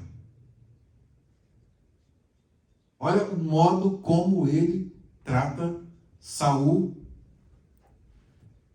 caído nessa condição que está aqui. Todo errado, com um propósito mau ele sabe que ele era a vítima, ele era o perseguido, mas olha o que ele diz aqui, como ele chama, né? Vê, Avi, e meu pai, olha para este pedaço do teu manto em minha mão, cortei a ponta do teu manto, mas não te matei. Agora entende, reconhece que não sou culpado de fazer-te mal ou de rebelar-me. A Almeida vai dizer prevaricar, né? Usar um abuso de autoridade ali, não. Não te fiz mal algum, embora estejas à minha procura para tirar-me a vida. Quem teve a oportunidade, interessante que a oportunidade que Davi tem, Saul nunca teve. E, no entanto, e era o que ele queria, né? Até quando ele tentou estar próximo, Davi ainda conseguiu sair da lança que ele jogou contra ele, lá dentro da casa dele. Ele teve que sair daquele ambiente todo, teve que sair da sua família, teve que sair do seu ambiente, teve que morar no deserto, nas cavernas, escondido, como um animal foragido. Ah, que situação terrível. Então era hora deles pegar, agora vou te meter a espada aí. Não, olha como ele enxerga. Não te fiz mal algum, embora estejas à minha procura para tirar minha vida. Então a oportunidade que Davi teve, essa de fato, era que Saul estava sempre esperando. E Deus não deu para ele. Aí então, a próxima pergunta. Pergunta de número 5. A quem Davi evocou como juiz entre si e Saul, e que julgasse aquela causa, mas a sua mão não o faria? E qual o provérbio antigo que Davi citou? Versículos 12 e 13. Então, olha o modo. Meu Senhor, o ungido do Senhor, meu pai. E ele fala, não é com fingimento, não. Ele está falando de coração mesmo. Ele queria o bem de Saul. Mas Saul não conseguia enxergar nele o amigo que ele era. O melhor homem que ele tinha para poder ficar do lado dele, mesmo nessa condição. No entanto, ele não via assim. É a paralaxe cognitiva. O Senhor julgue entre mim e ti. Agora, eu não vou fazer nada, não. Mas uma coisa eu vou fazer. O Senhor julgue entre mim e ti. Se eu sou culpado, que o Senhor me puna. Ele mesmo falou isso para Jonathan, não foi? Mas se eu tenho alguma culpa, acaba logo comigo aqui agora, se eu sou culpado. Mas ele agora entrega para o juiz. O Senhor julgue entre mim e ti. Vingue ele os males que tens feito contra mim. Quais são os males? Já enumeramos aqui. A esposa não está com ele ali, que é a filha do rei. A família está lá pelos lados lá do rei de Moab. Teve que sair lá do território, porque senão daqui a pouco, né, estava correndo um grande risco.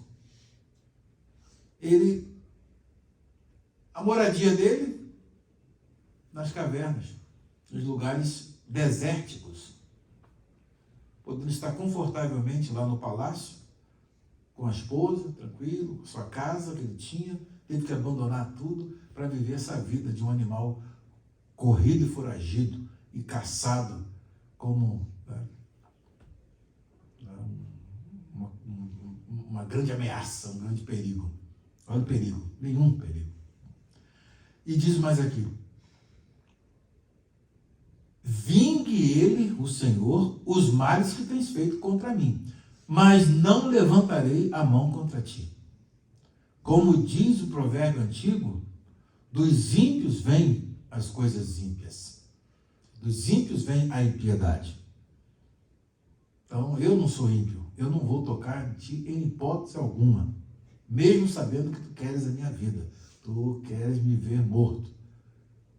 Você já está com a banda preparada. Né? Já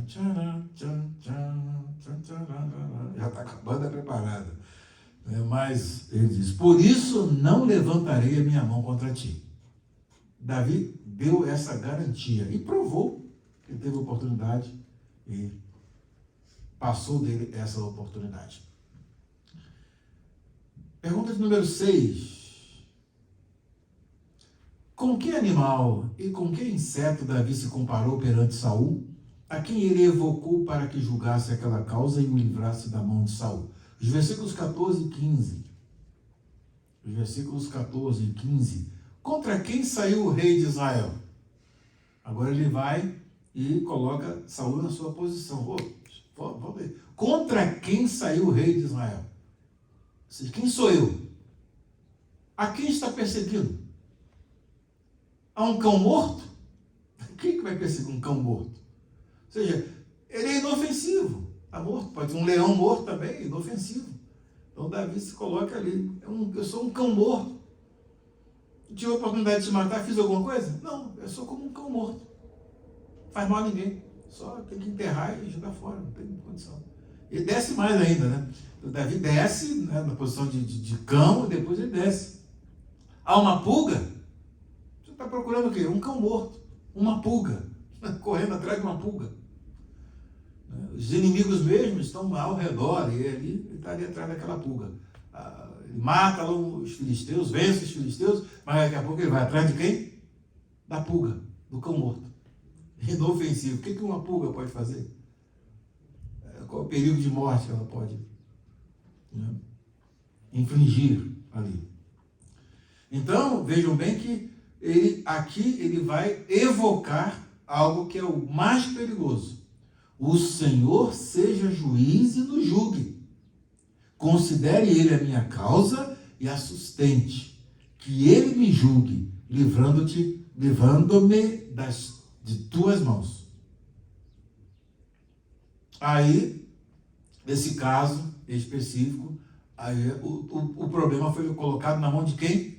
Na mão de quem realmente pode resolver esse problema. Ele não tem condição de resolver esse problema. Embora, de certa forma, pudesse. Ele podia resolver o problema? Podia resolver. Mas a solução que ele desse, que seria, no caso, matar o rei, não seria o caminho, não era o caminho. Tá? Deu para perceber bem? Que dilema que Davi está tentando. Então ele está trazendo o quê? Saul para a realidade.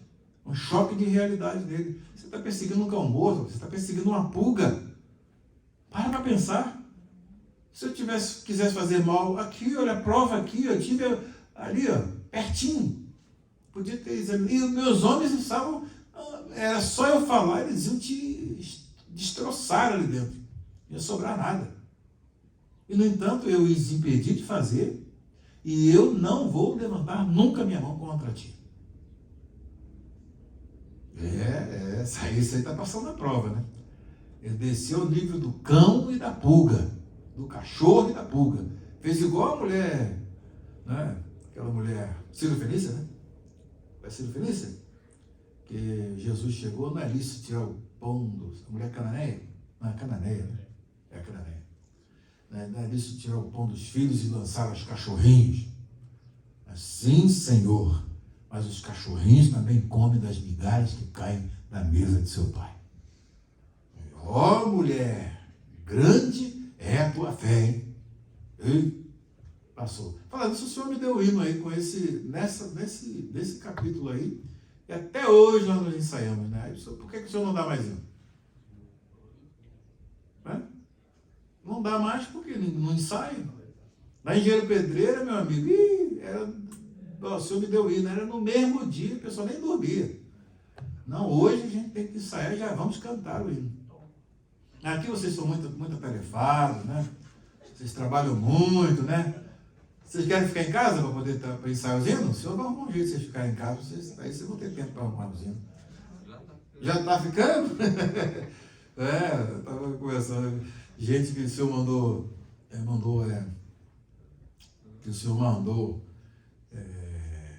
foi o pastor Roberto Bezerra, o pastor Roberto Brito mesmo, o senhor, você está passando essa prova, sabe por quê? Porque você está engavetando a minha voz.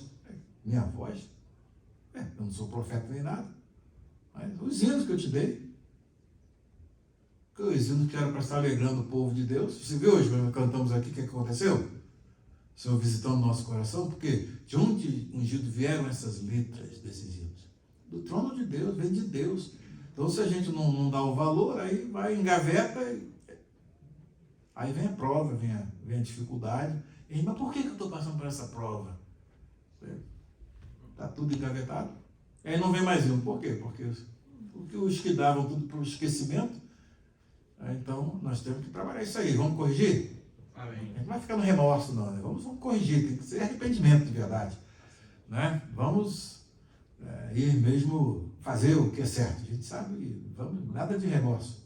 Né? A Sara já vai ali adotar uns 5 filhos lá da irmã lá, não vai? Mandar os paletózinhos para eles lá, mandar calçado, sapato, roupa. Vamos cuidar daquela família, gente. Vamos cuidar daquela família.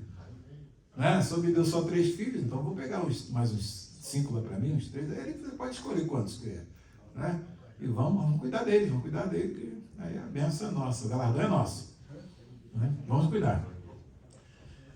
Nós já cuidamos de uma viúva com 7, já cuidamos lá do pastor com mais 7. Né? O negócio parece só dá 7, né? Já pegamos outro lá no Rio de Janeiro com mais 7, agora já está com 8. Nós estamos um com 14, agora vai para 15. Vamos cuidar dessa turma aí. São os heróis da obra de Deus aí. Eles não negam fogo, não. Eles estão encarando o diabo. Essas crianças, vocês têm que ver como é que os médicos ficam irados lá com elas. Vocês têm que ligar e tem que ligar. Não ligo. Morro, mas não ligo. E tinham quase tudo, né, para chegar e dizer, essa casa que eu estou vivendo aqui, uma casa dessa, 6 filhos dentro de uma casa dessa, né? Vou parar com isso. Né? Não ia chegar nem o 6º. Alguns não iam chegar nem no segundo. Enquanto o senhor não mudar a minha situação, ele não é por aí. Não corta o manto, não. Né? Para desse negócio de cortar o manto, não. Temos que parar diante de Deus e deixar o negócio acontecer. Vem cá, pastor. Fala aí, velho. Fala que a gente quer participar. Mas isso é bom, maravilhoso, né? O Senhor é misericordioso demais para nós. Meu Pai.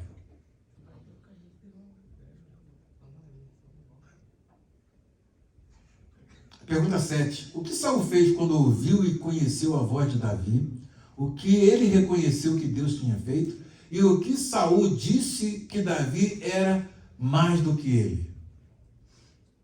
Versículos 16 ao 19, 16 ao 18, eles vão exatamente remeter àquilo que nós falamos em relação ao faraó. O faraó, mesmo naquele endurecimento dele, vocês lembram que não, o Senhor é justo e eu e o meu povo somos iníquos, somos injustos.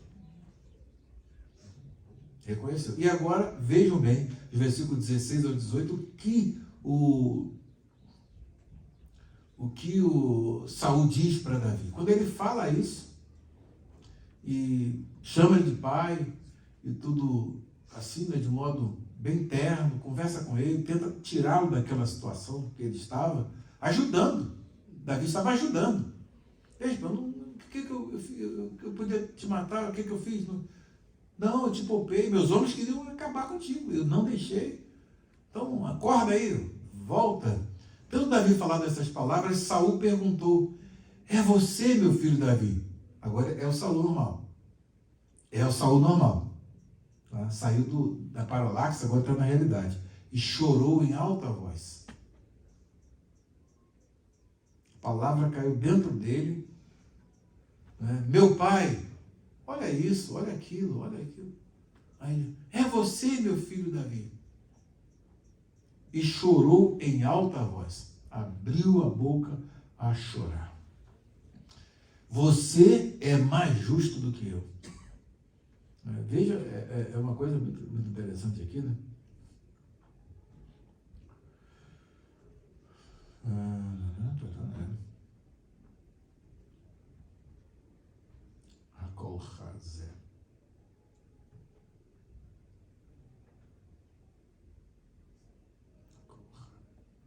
É você, meu filho Davi.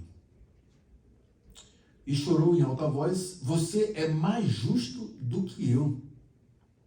E disse a Davi, você me tratou bem, mas eu o tratei mal. Ele mesmo começou a ser o juiz para avaliar. Era esse tipo de sobriedade que lhe faltava nos momentos em que ele via que Davi não queria, se quisesse o mal dele, a oportunidade não faltou. Você é mais justo do que eu, disse a Davi. Você me tratou bem, mas eu o tratei mal. Você acabou de me mostrar o bem que me tem feito. O Senhor me entregou em suas mãos, mas você não me matou. É o Saul fora da paralaxe cognitiva. Agora está na realidade. Aí ele chora. Esse Davi normal, esse Saul normal, ele chora, ele passa a ter os sentimentos normais, ele passa a ver a realidade como ela é. Consegue raciocinar. Ele poderia ter acabado. E olha o que ele pergunta. Vamos logo para a próxima pergunta, que é a última. Vamos logo, a última pergunta. Dá um cheirinho bom de comida de baixo. Está bom, né? O que Saul disse que Davi fez que ninguém o faz? O que ele declarou acerca do futuro reinado de Davi? O que Saul pediu que Davi lhe jurasse? Então, olha essas perguntas, são 3 perguntas que vão ser respondidas com os versículos 19 ao 22. Olha como a pessoa, quando sai dessa paralaxe cognitiva, desse afastamento da realidade, olha como é que ele pergunta. Deixa do lado aqui. Porque quem há que, encontrando o seu inimigo, o deixaria ir por bom caminho? O Senhor, pois, te pague com bem pelo que hoje me fizeste. É o Saul normal. Quem é que encontra o seu inimigo, tem a oportunidade de eliminar um problema e não elimina?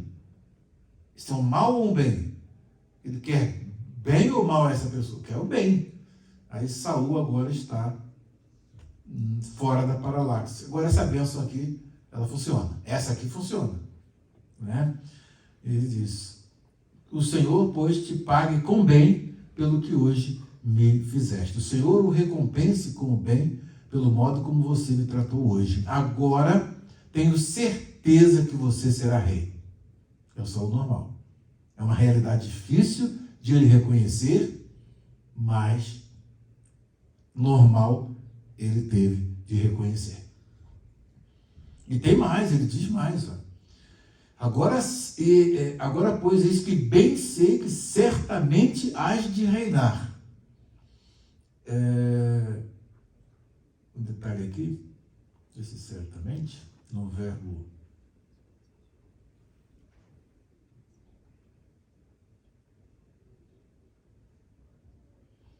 aqui. Quando usa o verbo aqui no infinitivo absoluto, lembra a sequência de infinitivo absoluto? E o ictol, que é o imperfeito. Então, esse é o mesmo verbo, malar, aqui, usado. Malor, timlor, né? Então seria o infinitivo aqui, reinar, reinará. Então essa expressão idiomática hebraica, ela geralmente é traduzida dessa forma, dando a certeza absoluta de que aquilo vai acontecer. Então esse malor, timlor, né? Certamente tu reinarás. Só esse detalhe que eu gostaria de mostrar. Isso aqui tem acontecido muito na narrativa de Samuel. Num comentário a gente não pode deixar nada disso fora. Então é bem traduzido aqui. Pois eu sei que, pois eis que bem sei que certamente hás de reinar, e que o reino de Israel há de ser firme na tua mão. O reino de Israel será firmado em suas mãos. O que ele está dizendo para Davi? Confirmando a palavra de Deus, que ele já sabe disso. Tá? Ele já sabe. Lembra que eu falei ao princípio? Chegamos no momento, lembra que eu falei ao princípio? Qual era o maior temor de Saul? Ora, todas as vezes que uma dinastia substituía a outra, para não haver competição, a anterior era eliminada. Isso nós vamos ver acontecendo na história de Israel, ao longo da história de Israel. Só que essa transição de dinastia, que sai de Saul, que na realidade Jonatas seria o sucessor, né, e Deus tira essa dinastia e coloca Davi, que é uma outra família, para poder seguir a sua dinastia. De Davi vem Salomão, e aí segue essa outra dinastia, a dinastia davídica. Então, o que acontece? Se os pretendentes ao posto de rei, à função de rei, ao cargo de rei, né, existissem na dinastia anterior, eles iam atrapalhar o trabalho do novo rei, porque perdeu a questão da dinastia. Então vamos ver mais à frente isso acontecer. Né? Vamos ver mais à frente isso aqui vai acontecer, alguma coisa semelhante assim. Né? Então aí a única alternativa que se tinha era eliminar a dinastia anterior. Esse era um dos maiores medos de Saul. Esse era um dos maiores medos de Saul. E aí então ele faz o quê? Ele sabe que Davi será rei, que o reino de Israel na mão dele vai funcionar. Na minha não está bom não, não está funcionando não, mas na tua mão a coisa vai andar, vai dar certo, e vai ser firme, vai ser bem estabelecido. A palavra aqui é exatamente essa, vai estar estabelecido nas tuas mãos. Tá? Como ele toma isso por certo, aí o que ele pede para Davi? Que é a terceira pergunta, dentro da oitava pergunta. Então, ele diz assim: portanto, jure-me pelo Senhor que você não eliminará meus descendentes, nem fará meu nome desaparecer da família de meu pai. Era exatamente o medo da extinção do nome, da família, da dinastia de Saul, que o motivava a eliminar Davi a todo custo. Tá? Jura-me agora pelo Senhor, que não desarraigarás a minha semente depois de mim, nem desfarás o meu nome da casa de meu pai. Difícil isso para Davi? Não. Então Davi fez o seu juramento a Saul. Então jurou Davi a Saul: eu juro que não vou apagar teu nome, que eu não vou perseguir os seus descendentes, não vou fazer subir a sua família aqui de Israel. E aí então, depois disso, este voltou para casa. Então Saul voltou e foi Saul para a sua casa, porém Davi com seus homens subiram ao lugar forte, ou para a fortaleza. Vamos voltar para o esconderijo, porque a gente não sabe o que vai acontecer. Nos próximos capítulos a gente vai saber o que vai acontecer. A paralaxe cognitiva volta de novo e ele continua perseguindo a Davi. Então, que o Senhor nos abençoe. Espero que o estudo de hoje tenha sido de muito proveito para nós, pelo menos para mim foi de grande proveito. Esperemos o tempo de Deus em tudo na nossa vida. Se as provas às vezes são grandes, não tema. Deixa Deus trabalhar, que na hora certa Ele vem abençoar. E vamos ajudar aqueles que estão lutando para eles continuarem vencedores. Né? É o que nós estamos fazendo. Aquela casa lá vai ficar bonita, viu? Vai ficar bonita. O pessoal está caprichando mesmo, hein? É uma casa bonita, vai ficar uma cozinha americana mesmo, bonita. O trabalho está sendo feito e o Senhor vai estar alegre. Tenho certeza que o Senhor está alegre. E vai ficar mais alegre ainda. Vamos botar tudo do bom e do melhor lá, e vamos botar camas para aquelas crianças, roupa de cama. Tira esse dinheiro de debaixo do colchão, viu? Vamos lá, vamos investir lá. Vamos investir, né, Sara? Vamos trabalhar, vamos botar aquelas crianças bonitinhas, vestidinhas, né? Que ali naquela região, é uma coisa que eu estou falando para vocês, nós estamos fazendo, mas naquela região, é uma região que é dominada por tráfico de drogas. E muitas mães têm perdido filhos para o tráfico. Por quê? Porque o tráfico, às vezes, pega uma criança, coopta uma criança, e vem esse aviãozinho aqui, dou 2.000 para você. 2.000? Aí a criança vai ali. Só para quê? Não, qualquer coisa você solta os fogos aí e avisa que a polícia está chegando, pronto, é seu trabalho. Aí, poxa, vou ajudar minha família. E é cooptado para a droga, para o tráfico, e daqui a pouco a família perde. Aconteceu num grupo aqui, entrou um revoltado lá, né? E aí os administradores do grupo chamaram ele em particular para conversar. E aí, o que aconteceu? Aconteceu que os filhos estavam na igreja. Aí, por alguns problemas que aconteceram na igreja, meus 2 filhos saíram. 2 filhos saíram, entraram na vereda do tráfico de drogas e assassinaram os meus 2 filhos. Quando a minha mulher recebe a notícia, tem um derrame, está paralítica em cima da cama. Já parou para pensar que drama jobiano? Percebe? Então, o que acontece? Nós estamos fazendo uma coisa, estamos trabalhando para Deus, para que essas crianças nunca sejam miras do adversário. Porque naquela região ali, daqui a pouco, eles estão com maior boa vontade, querem ajudar. A criança até que às vezes faz algumas coisinhas lá para poder ajudar em casa. Não vão ser cooptados pelo tráfico. Né? Agora eles têm que chegar e, poxa, tem minha casa, agora durmo na minha cama, tem meu quarto, tem meu ar-condicionado. Dá uma vida que eles não vão, pois vão ser gratos a Deus, já entendem, vão ser gratos a Deus. Olha o que Deus fez, os pais trabalhando, olha só o que Deus fez por nós, olha onde nós morávamos, olha onde nós moramos. Vão crescer ali, quem sabe ali vão ser os missionários, os pastores, os diáconos, né, que vão ser uma bênção na obra de Deus.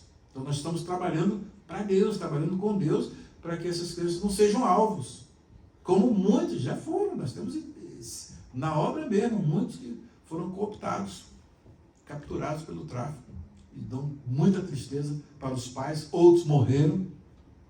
Então nós estamos trabalhando para Deus. Esse trabalho, botem na cabeça, é um trabalho para Deus. Essas crianças nós estamos salvando dessa possibilidade, que ali as escolas estão fechadas lá por tiroteio de gangues.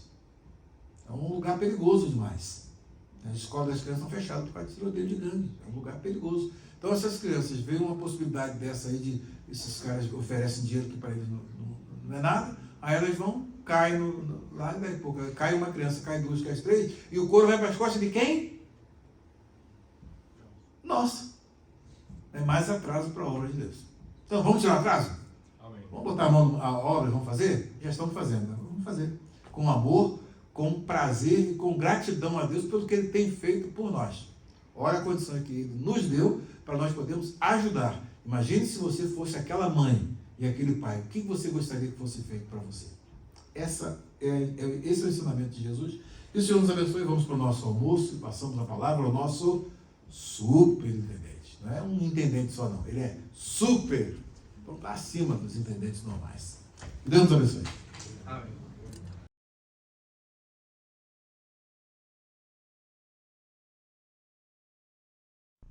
שמואל א', פרק כ"ד. ויעל דוד משם, וישב במצדות עין גדי. ויהי כאשר שב שאול מאחרי פלישתים, ויגידו לו לאמור, הנה דוד, במדבר עין גדי.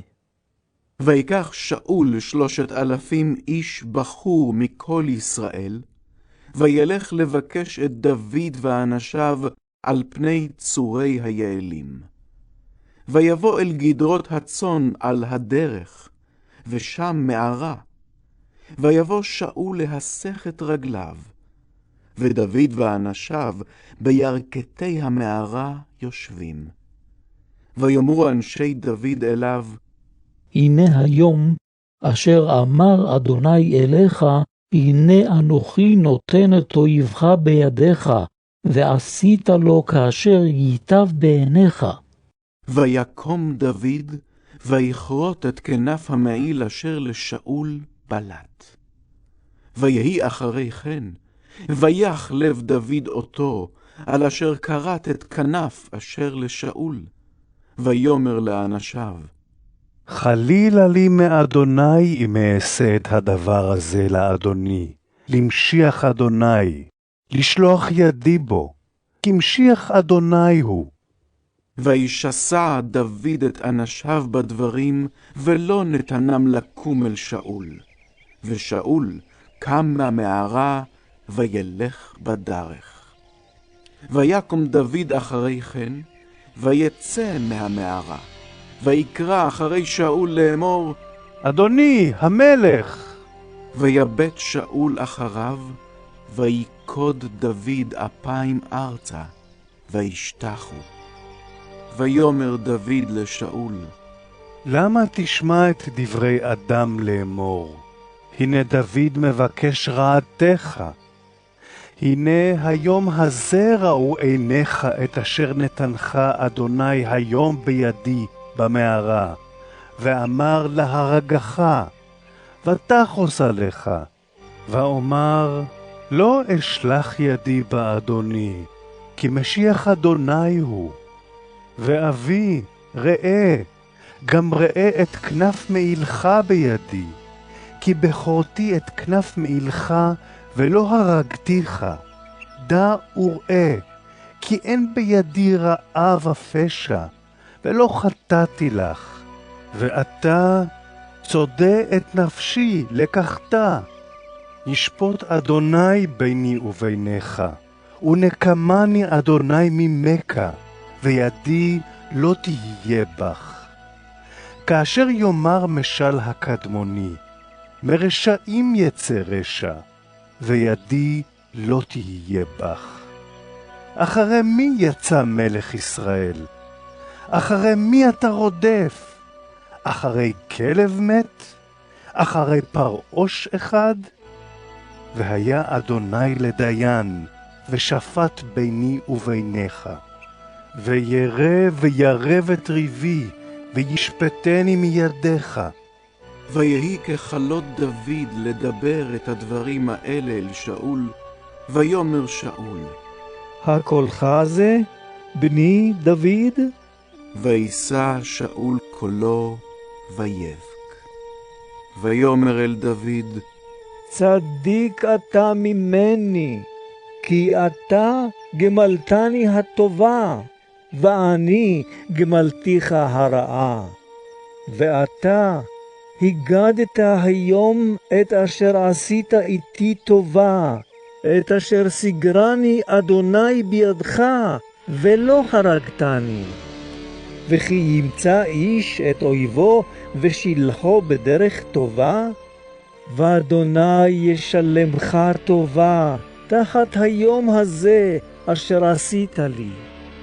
ועתה הנה ידעתי כי מלוך תמלוך, וקמה בידך ממלכת ישראל. ועתה השבעה לי באדוני, אם תכרית את זרעי אחרי, ואם תשמיד את שמי מבית אבי. וישבע דוד לשאול. וילך שאול אל ביתו, ודוד ואנשיו עלו על המצודה.